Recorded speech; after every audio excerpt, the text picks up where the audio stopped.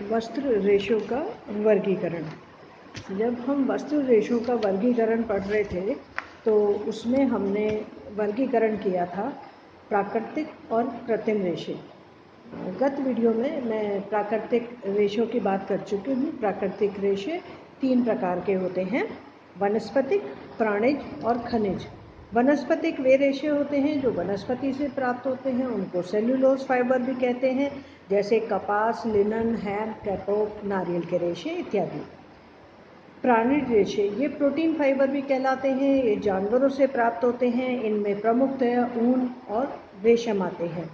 और खनिज रेशे वे हैं जिसमें सोने चांदी के तार, एल्यूमिनियम के तार, एस्बेस्टस शीट, इन सबको गिना जाता है।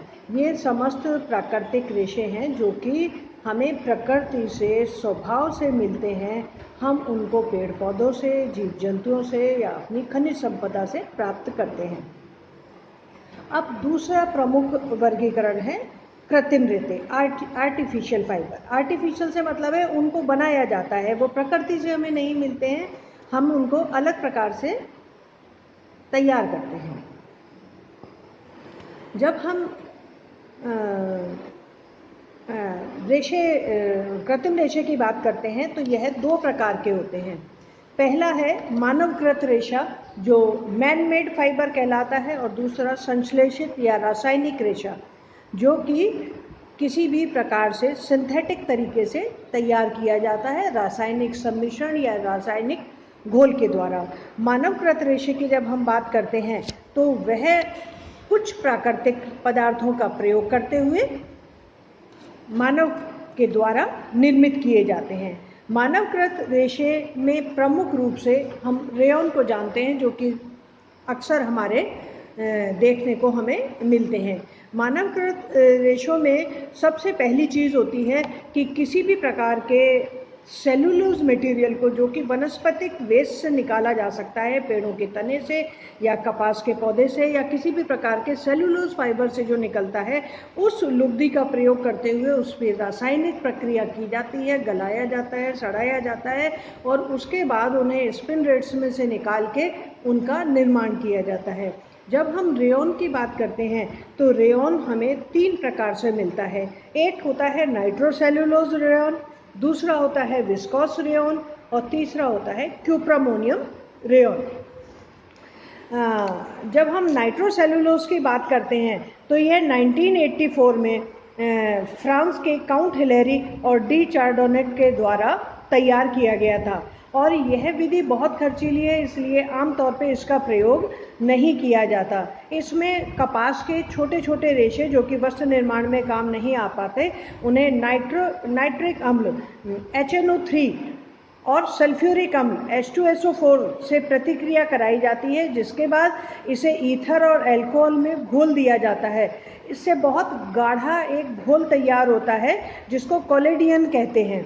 अब इस घोल को जो बड़ी चल्लियाँ होती हैं, जालीदार चल्लियाँ होती हैं जिनको स्पिन रेट्स कहा जाता है, उनसे निकाला जाता है, जिससे कि सूक्ष्म, कोमल, चमकदार और अविरल लंबाई के धागे प्राप्त होते हैं। जब हम कपास की बात करते हैं तो कपास में एक लंबाई लिमिटेड होती है क्योंकि वह प्राकृतिक रेशा है, लेकिन जब हम उसी कपास के वेस्ट रेशों से रेयॉन तैयार करते हैं तो यह अविरल लंबाई के हमें प्राप्त हो जाते हैं, लेकिन ये बहुत महंगी विधि है, इसलिए इसको अधिक मात्रा में प्रयोग नहीं किया जाता। दूसरा मेथड है विस्कोस रेयॉन।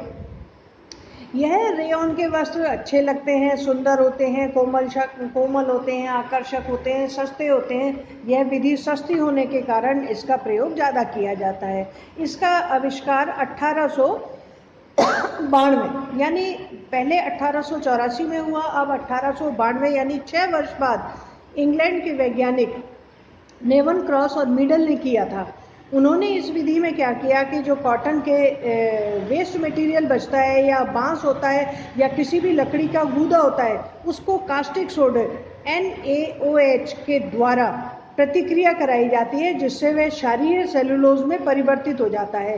तत्पश्चात इसमें रासायनिक प्रक्रिया कराई जाती है और घोल को स्पिन रेट्स में से या बारीक चल्लियों में से निकाला जाता है और इससे अविरल लंबाई के धागे निकलते हैं जो कि सस्ते होते हैं और इनका प्रयोग बनियान, मोजे, रुमाल इत्यादि कम कीमत के कपड़े बनाने के लिए किया जाता है।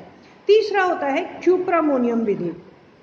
क्यूप्रामोनियम विधि यह भी रेयॉन की एक फ्रांस के वैज्ञानिक द्वारा बनाई गई विधि है, जिसमें रुई के जो भी वेस्ट मटेरियल है, लकड़ी की लुगदी है, उसको कास्टिक सोडे NaOH और सोडा ऐश के द्वारा गलाया जाता है। फिर उनमें अमोनिया डाला जाता है, क्यूप्रम ऑक्साइड डाला जाता है और इस घोल को गाढ़ा कर दिया जाता है और यह गाढ़ा घोल स्पिन रेट्स या छेदों में से, चलनी के छेदों में से निकाला जाता है। क्यूप्रम ऑक्साइड तथा अमोनिया के नाम पर ही इस रेयॉन का नाम भी क्यूप्रामोनियम रेयॉन रखा गया है। इस विधि से अत्यंत सुंदर, लचीले, महीन, कोमल और चमकदार धागा तैयार होता है, जो कि आकर्षक वस्त्रों के निर्माण में काम आता है। तो इस प्रकार से कृत्रिम तरीके से कपास के तंतुओं या कपास की वेस्ट मटेरियल या सेलुलोज फाइबर की लुगदी जो वेस्ट मटेरियल है उसके द्वारा तैयार किए गई ये 3 मेथड्स हैं जिनसे रेयॉन तैयार किया जाता है। नाइट्रोसेलुलोज बहुत महंगा होता है और इसका प्रयोग सबसे पहले इसी का आविष्कार हुआ था, इसलिए इसका आमतौर पे प्रयोग नहीं होता। सेकंड होता है विस्कोस रेयॉन, जो कि सस्ती विधि है और इसके द्वारा किया जाता है, और थर्ड है क्यूप्रामोनियम विधि। Okay, thank you.